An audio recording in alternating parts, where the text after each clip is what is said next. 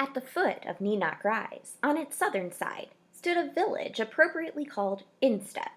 Instep was closer to the rise than any other village, and was therefore exalted among villages, a sort of Mecca where you could go from time to time and renew yourself with reports of the latest storm, fatten your store of descriptions that strove endlessly to define once and for all the chilling sounds that wound down from the cliff top, and go home again to enjoy in your own village the celebrity you deserved, until someone else went off and returned with newer reports.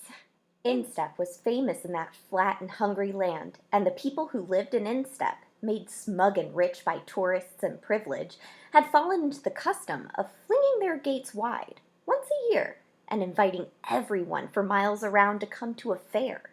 The fair was always held in the autumn, when storms were fierce and frequent, and was a gesture of generosity on the part of Instep, whereby its inhabitants could say, "Come and eat and dance, be entertained, and spend your money, and hear the Megrimum for yourselves."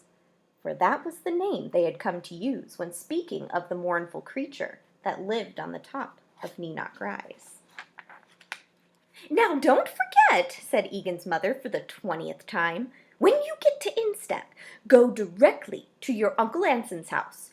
Don't go wandering around the shops. Your Aunt Gertrude will worry if you're not there by 6, and she's been worried enough since Ott disappeared." "If Aunt Gertrude is as fussy as you say, no wonder Uncle Ott keeps running off," said Egan, pulling crossly at his new collar. "I wish I could stay with someone else." "Nonsense," said his mother. "If you're going to the Instep Fair, of course you must stay with your aunt and uncle. Anyway, Gertrude isn't exactly fussy.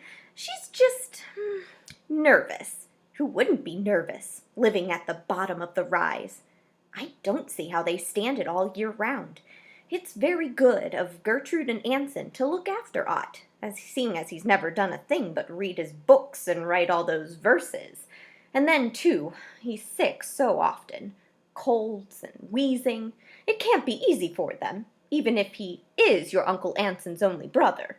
She walked around her son, eyeing him critically, and brushed a bit of lint from his shoulder. "Now, Egan, do be polite to Gertrude and Anson. They're so pleased you're coming to the fair, and it will be a real treat for your cousin Ada. Oh, little Ada! Why, I haven't seen her since she was a baby."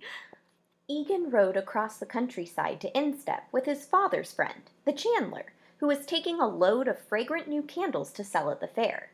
It was 40 miles from home to the gates of Instep, a long, tiresome ride on the hard seat of a bulky cart drawn by a very resentful mule the Chandler called Freda. The mule sometimes walked so slowly you were sure she had fallen asleep. But she could also decide quite suddenly and without warning to break into a gallop. Every time this happened, Egan and the Chandler would fall backwards into the straw-packed candles behind them, and then have to struggle upright while the cart hurtled crazily down the road and yell at Freda until they were hoarse. The mule would stop eventually, gasping and glaring at them as if it were all their fault, and then the whole process would begin again.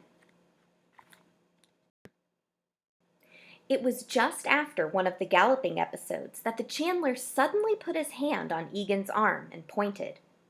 "There they are," he said excitedly, "and there it is." Along the level horizon, sure enough, a row of dark bumps had appeared. One of the bumps, narrower and straighter than the others, rose up in the middle of the row, crowned by a shred of mist that shimmered in the clear autumn sunshine. "Is that it?" Egan asked, in a low voice, squinting at the distant cliff. "I've never seen it before." "That's it," whispered the Chandler. "I've seen it 50 times, but it always makes me shiver. It's a grand sight close up." He prodded the dawdling mule impatiently with his driving stick. "Hurry up, Freda, can't you?" he cried. "Get a move on." Then his voice dropped again, and he murmured, "That's it, all right. That's Kneeknock Rise."